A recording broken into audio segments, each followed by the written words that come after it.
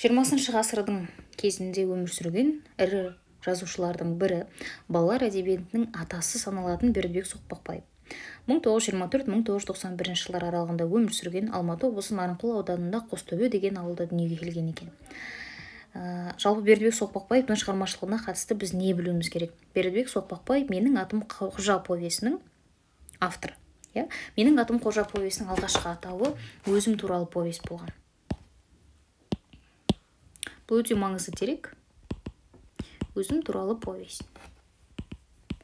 Енді, бұл шығармадан басқа Бердібек Соқпақбаевтың біз білуіміз керек 16 жасар чемпион, Бұлақ өлеңдер жинағы, Бақыт жолы, Алыстағы ауылда, Балалық шаққа саяхат, Дала жұлдызы, Аяжан, Гауһар деген хикаяттары бар екен.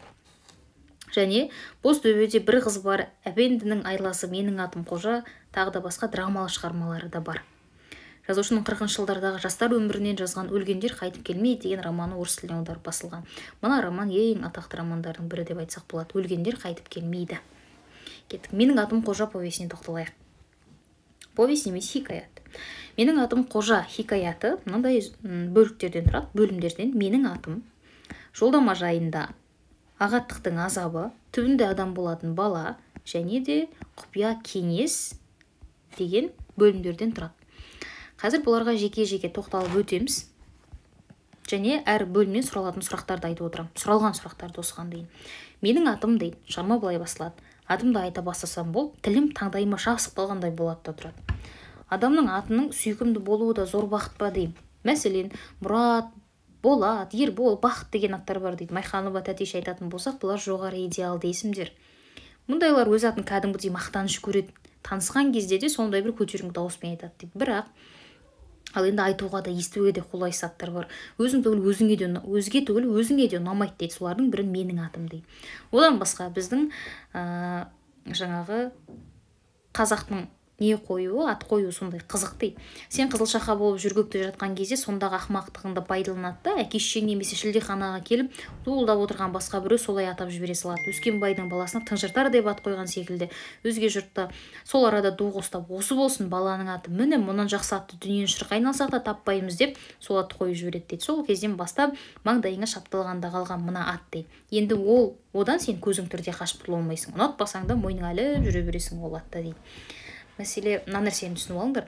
Менің атым Қожа повесінің авторы Бердібек Соқпақбаев дедік, және бұл шығарманың бастапқы атауы өзім туралы повесть болған деп атап өттік.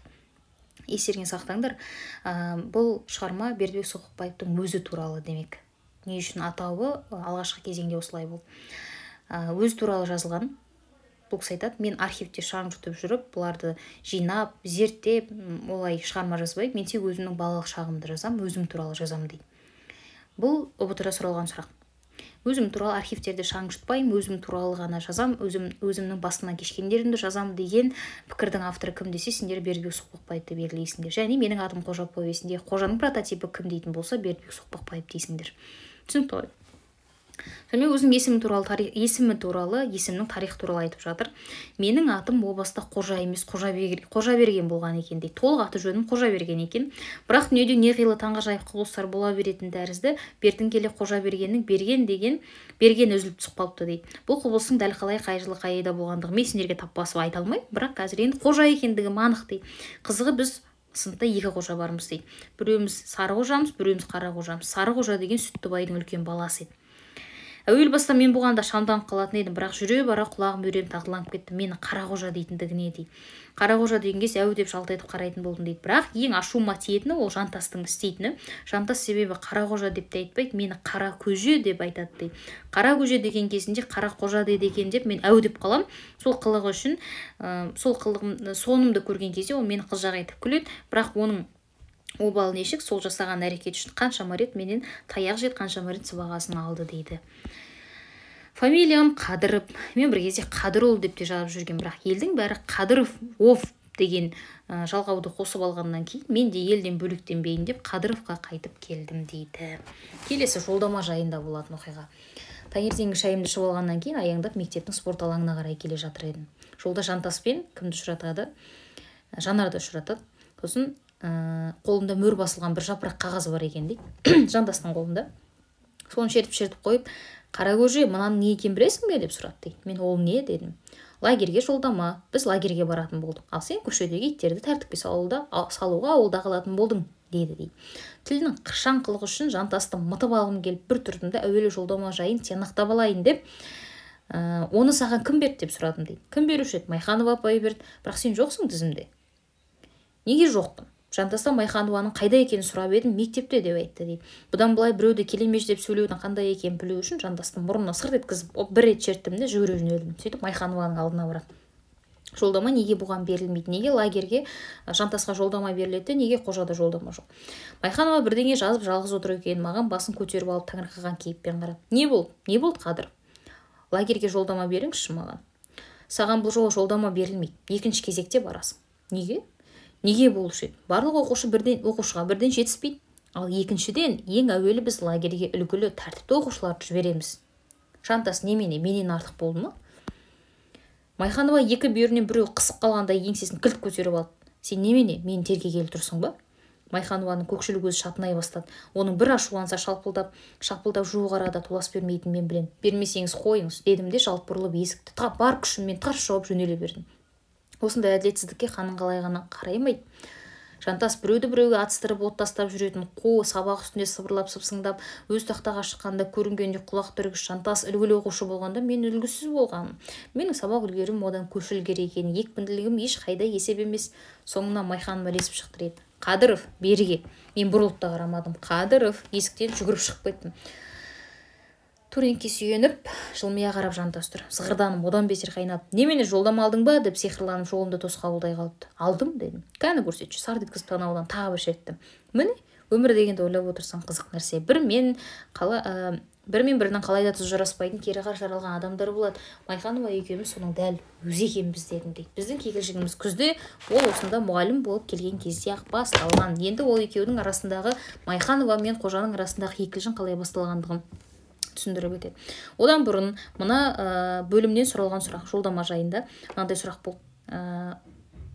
Қожаның лагерге жіберілмеу себебі деген сұрақ болды. Неге қожа лагерге бармайды? Себебі тәртіпті үлгілі оқушылар барады деген жауап бар. Майханованың айтуынша барлық оқушыға жетіспейді және тәртіпті үлгілі оқушылар баруы керек. Бұл естеріңде болсын. Кеттік. Ағаттықтың азабы деген бөлім. Ағаттықтың азабы деген бөлімде зоология пәнінің мұғалімі Оспанов бұларға бақа ұстап келуді тапсырады. Қожа оны мойнына алады. Қожаға бір-екі бақа алып келу тапсырады. Оспанов айтады, бір-екі бақа жетеді дейді. Бірақ қожа алады да 5 бақа алып келеді. Ол 5 бақаның біреуі ғана үлкендеу болады да, басқалары кішкентай ұсақ болады. Және сол күні зоология бұлардың алдында Майханованың сабағы бірінші екен дейді. Майханова кіретте сынып журналы мен сумкасын үстелдің үстіне қойып, дәл қожа алдында отырады екен, сол жерге сумкасы мен журналын қояды да шығып кетеді. Сол кезде қоңырау әлі бола қоймаған. Сол кезде оның ойына бір қызық нәрсе келеді де, енді балалықпен ана бақаларды алады да Майханованың сумкасына салып жібереді. Не болар екен деп күтеді дейді. Сосын қоңырау соғылады, сабақ басталады, тізім шақырып болғаннан кейін Майханова сумкасын ашып қол орамалын суырып алды дейді. Сол кезде онымен қосылып кішкентай қара сұр бақа орамалмен қосып атып шықты дейді. Мұғалім қатты қорқақ екен, секемшіл екен. Майханованың шаңқ еткен дауысы бірақ шығып үлгерді және өңі қол болып сылқ етіп құлап бара жатты дейді. Майханова сол жерде талып қалады. Содан кейін 2 күн бойы сабаққа келмейді, шошынып ауырып қалған екен дейді. Сосын жұмысқа шыққан күнінде үлкен не жасайды, педсовет жасайды. Мектепті даңғаза қылған бақа ойғасының мән-жайы осындай болады. Көз байланып кетті, жоңышқаның төбесінде дөңбекшіп әлі жатырмын. Не істеймін, қалай көрінемін мамама дейді. Мынау енді педсоветтен кейін мамасының көзіне қалай көрінерін білмей отырған бала. Әр нәрсенің шегі бар, мен қашанғы жата берейін. Тәуекел де үйге кірмекші болдым. Қораның арт жағына түсіп үстімнің шөбін қағып бойымды тәртіпке келтіріп алдым. Жүрегім лүп-лүп етіп алқымыма тығылады дейді. Есікті аша бергенінде тынысым мүлдем бітіп, жүрегінің соғуы тоқтап қалғандай болды. Анасына келе жатыр. Анасы бұның осы бір жасаған тентектігін біледі және сол үшін ұстаздарына сөз естіп келіп отыр. Сол кезде келіп едім, көлденең көзге тірі әруақ тәрізді қыбырлаған бірдеңеге ұқсар дейін. Ауыз үйден әжем ұшырасып қалды. Сен қайда қаңғып жүрсің? Шешең келді деп төрейді нұсқады дейді. Сонан соң құлағыма сыбырлап, байқа, шешең саған қатты ашулы деп айтты әжем дейді. Төрейге кірдім. Мамам киімшең киіп өз төсегінде бір уыс болып әрі қарап бүк түсіп жатыр екен. Мама дедім дейді. Мама маған бірақ жауап қатқан жоқ. Мен жағындай түсіп оның уысында көзіне басып алған қол орамалы бар екенін көрдім. Жүрегімді біреу ұстарамен тіліп жіберген сияқты болды. Мама, сен жылап жатырмысың деп сұрадым. Мамам басын жайлап көтерді, маған қарай бұрылды. Жасқа шыланған қоңыр көздері біртүрлі бөтен, суық екен. Иә, жылап жатырмын, деді ол. Дауысы қарлығып бітіп шықты. Қайтейін жыламай, Құдай бағын ашпаған мен сорға жылаудан өзге не бұйырған. Қу жалғыз, сенің ақ күйігіңді тартып өлетін болдым ғой. Осы сен не болып барасың күннен күнге? Бұл не сұмдық? Жүрген жеріңе шөп шықпағыр болып барасың ғой. Ұялмайсың ба? Бір мезгілде елден жұрттан. Қу жалғыз-ау, айтшы, не болсын, мұнша саған бұзылып өлтірдің ғой мына сорлы анаңды. Неге тыныш жүрмейсің? Осы саған не жетпейді? дейді анасы. Маматай, қойшы, ендігі әрі. Мамам менің жалбарына созған қолымды қағып жіберді. Жолама, мама деуші болма мені. Құдайдың сендей бала беріп азапқа сап қойғаннан да қу бастастаған артық еді ғой, дейді. Қойшы, маматай, ең соңғы рет кешірші, ант етем. Мамам тізесін құшақтап жығылған қалпым еңіреп жылап жібердім сонда, дейді. Сонымен келесі бөлім түбінде адам болатын бала. Сонымен үлкен не болады? Педсовет болады бұл мәселені шешу үшін.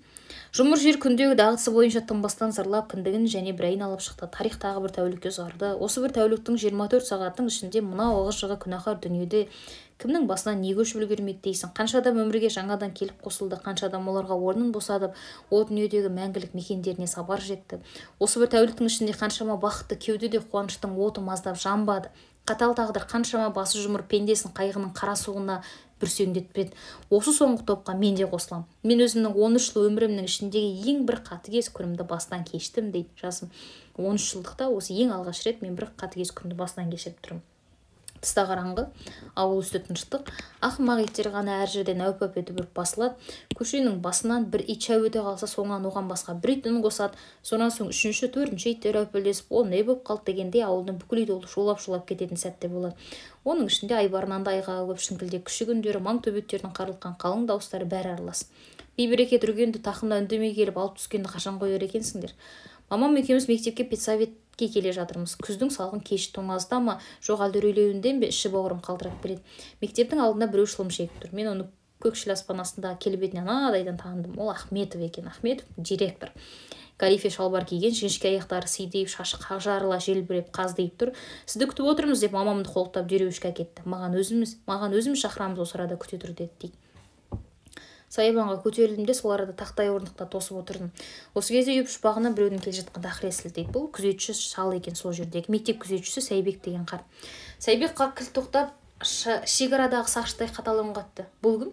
Мен ғой ата. Менің кім? Мен қожамын. Мұнда не қылып отырсың? Педсоветке келдім. Онда сен не шаруаң бар? Мен жөнінде мәселе қаралып жатыр. Қандай мәселе? Сен мұғалім етеміз дей ме? Директор етеміз дей. Онда тіптен жақсы жалақың көп болады. Сайбек менің қасыма келіп отырды. Сосын, әй қожа, сенің әкең марқұм азамат еді. Оған тартсаң директор түгілі одан үлкен боласың, бірақ сен оған тартпағансың дейді. Сосын осы жерде қожаның әкесінің алдында Сайбек қарт не үшін қарыздар екендігін осы бір оқиғамен айтып береді. Мен сенің әкеңнің алдында қарыздармын дейді. Менің мойнымда оның тиын емес, теңге емес бақандай бір қараш жүр дейді. Қалай дейсің бе деп, өзінің осыдан біршама уақыт бұрын қожаның әкесінен бір қарасын сұрап алғандығын, ол қараны байқамай жүріп су ішем деп барып оппаға түсіп кеткен жаңағы жылқы. Ертесіне қарасам суға сүңген үйректе арт жағы ғана көрініп тоңқайып жатыр екен. 10 шақты жігіт болып жабылып әрең суырып алдық. Сөйтіп жаңағы сенің әкең Қадырдың алдына барғанымда соны басқадан болса төлетіп алатын еді дейді. Бірақ Қадыр марқұм кеңпейілділігі сонша, сіз оны қас қылып өлтірген жоқсыз ғой, ажал солай тура келген шығар деп үнсіз қоя салды дейді. Міне сенің әкең сондай парасатты ақылды жігіт еді деп Сайбек сондай тамсанып айтады. Осыны естіген кезде қожа біраз еңсесі көтеріліп қалады. Сайбек осыны айтты да сәл ойланып барып, ал сен ғана емес, қазір оқып жүрген балалар көбің ақымақсыңдар деді дейді. Неге дейсің ғой, ақымақ емей немене, тәртіпті жүр, оқуыңды жақсы оқы, адам болды десеңдер, соның бәрін керісінше істейсіңдер дейді дейді. Осы кезде іштен оспанып шығып, Қадыров қайдасың деп дауыстады. Бар әне шақырып жатыр. Әй сотан ағым, директор кабинетіне осы мектепке бір оқушы ең көп бас қосса сол мен болармын деймін дейді. Бері кел. Авто қаламымен ортаны нұсқап, алдымда қақпан құрулы тұрғандай жыбырлап бір-екі аттадым. Екі жақ қабырғада тізіліп отырған мұғалімдердің барлық көз жан-жағына найзадай түйреп қадалып барады. Әсіресе оң жақта отырған Майханованың сөзі қатал да сұрапыл болып көрінді дейді. Қадыров, сен біз бұнда не үшін шақырып отырғанымызды сен білесің ғой? Білем дедім. Не үшін шақырып отырмыз? Тәртіпсіздігім үшін шақырып отырсыздар. Екі-үш жерде мырс етіп күлге үндер естілді. Сен мектеп өмір тойдырды ма? Бұдан былай оқығың келмей ма деп сұрады Ахметов. Жоқ, оқығым келеді дедім мен. Ендеше неге қоймайсың тәртіпсіздікті? Ахметов неге деген сөзді бар даусымен шегелдей етіп үстелді үлкен ауыр алақатымен сарт етіп ұшып тұра келгенде, сары тұрып ұшып тұра келгенде мен ғана емес бүкіл отырғандар түгел селк ете қалды. Қоям енді, кешіріңіздер. Бұл нешінші рет, 100-ші рет уәде беруің бе деп киіп кетті Майханова. Бұдан былай ешқашан да тәртіп бұзбай. Менің қазір талқыға салып отырған тәртіпсіздік қылықтардың қай-қайсында себебі бар. Қаздатқан мен емеспін, Сұлтан. Бақан мен сумкаға Майханова талып жығылып қалсын деп соншалықты шошымалы да мекен біліп салған жоқпын. Тіпті бұның ақыры не болады деп ойлап та жатпадым. Салғым келді, салдым. Осындай бір ақымақты кейде ақылға мұрша бермей дедектетіп әкететіні бар. Істеп алып соңынан бармағыңды істейсің дейді. Сөйтіп Қожаны педсоветке шақырып, оның уәдесін алғаннан кейін сыртқа шығарып жібереді. Сыртта терезенің тұсында мектептің бағы бар, осы жерде жүріп, ол неде қайын теректердің біріне маймылша өрмелеп шығып алады да, сол жерде отырады. Сол кезде Ахметов пен Майханованы көреді, бірге кетіп бара жатқан. Одан бұрын жаңағы терезеден не болып жатқандығын көріп отырады. Сол жерде Майханова мен Ахметовтың бұл туралы пікірлерін біледі. Шығып ел қайтып бара жатқан кезде Майханова мен Ахметов бөлектеніп кетіп бара жатып, Майханова былай дейді: Қадыров түбінде адам болатын бала дейді. Ахметов болса, я оты бар деп қостап қояды дейді. Мұнан естіген кезде Қожа түсінбей қалады. Себебі Майханованы өмірінің соңына дейін жаңағы бір-бірімен мәмілеге келе алмайтын адамдар ретінде, өзінің қас жауы ретінде көріп жүрген Қожа, сөйтсе Майханова ол туралы жақсы ойлайды екен. Ол түбінде адам болатын бала деген ойды айтып тұр.